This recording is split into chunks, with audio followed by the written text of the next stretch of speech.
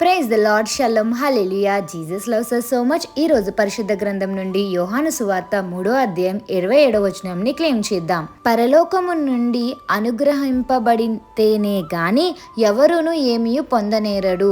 మరొక్కసారి చదువుదాం.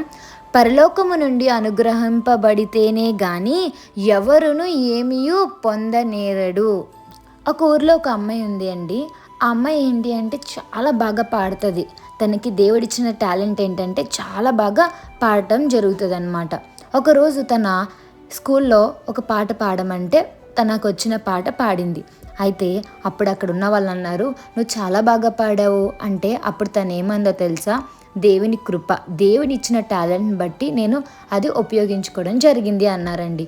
అది ఇంకొకరైతే ఏమంటారు, ఇది నేను బై బర్తే నాకు వచ్చు, బై బర్త్ నుంచే నేను సింగింగ్లో ఫస్ట్ అది ఇది అని చెప్తారు కదండి.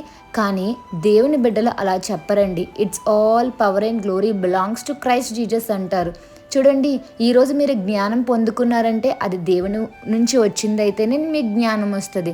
మీరు మంచి స్టడీస్లో ముందుకు వెళ్తున్నారంటే ఏసై ఇచ్చిన జ్ఞానం బట్టే. మీరు మంచి పొజిషన్లో ఉన్నారంటే ఏసై చేసిన హెల్పే కదండి.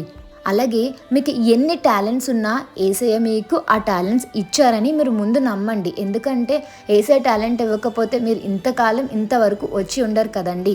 సో ఇక్కడ కూడా ఈ స్టోరీలో ఆ అమ్మాయికి టాలెంట్ ఇచ్చింది ఎవరు? ఏసయ్య. ఆ టాలెంట్ తను యూజ్ చేసుకోవడమే కాకుండా తను ఏమంది, ఇది నా టాలెంట్ కాదు, ఇది నాకు ఏసై ఇచ్చిన టాలెంట్ అని చెప్పారు. సో అలాగే ఎన్ని మీకు టాలెంట్స్ ఉన్నా అది పొందుకున్నది ఏసై నుంచి మాత్రమేనండి. Whatever good you have is nothing but God's gift to you.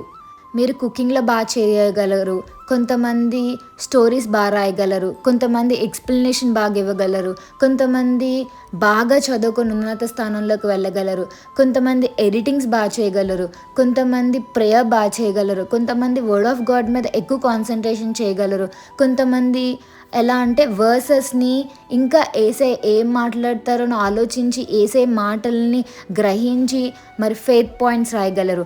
అలాగ టాలెంట్స్ అవన్నీ కూడా ఏసై ఇచ్చినదే కదండి. సో మీరు గుర్తుపెట్టుకోవాల్సింది ఏంటంటే మీకు వచ్చిన ప్రతి గిఫ్ట్ కూడా ఏసై ఇచ్చిందే. ఓకేనా అండి? Whatever good you have is nothing but God's gift to you. Everything you have is what God has given you from above. So ఏసై ఇచ్చిన గిఫ్ట్ని వ్యర్థంగా వేస్ట్ చేయకుండా ఏసై ఇచ్చిన టాలెంట్ని మీరు ఈ లోకంలో ఉన్నంత వరకు కూడా ఏసై కోసం ఉపయోగించండి. ఏసయ్య ఎంతో హ్యాపీ ఫీల్ అవుతారండి. సో ఆయన ఇచ్చిన టాలెంట్ ఏసైకి కొరకే ఉపయోగించమని కోరుకుంటున్నాను. Have a blessed day in Christ Jesus. Jesus loves you so much. Amen.